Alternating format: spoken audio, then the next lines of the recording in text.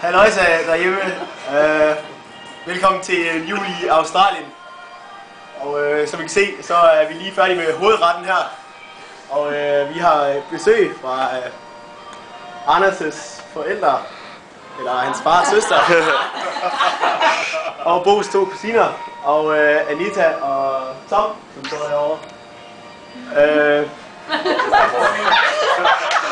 Udover det, så har vi forsøgt at lave et lille juletræ her af surfboards med gaver under og det hele. Så her om lidt, så skal vi have risalamande med mandelgaver og det hele. Og ellers så skal vi bare hygge og pakke gaver op og selvfølgelig danse rundt om vores træ. Men ellers så håber jeg, at I har det alle sammen godt hjemme i Danmark, og savner jeg meget her lige i aften, vil jeg sige. Og ja, glædelig jul og godt nytår til dem, som jeg ikke lige får skrevet så meget med. Hej hej!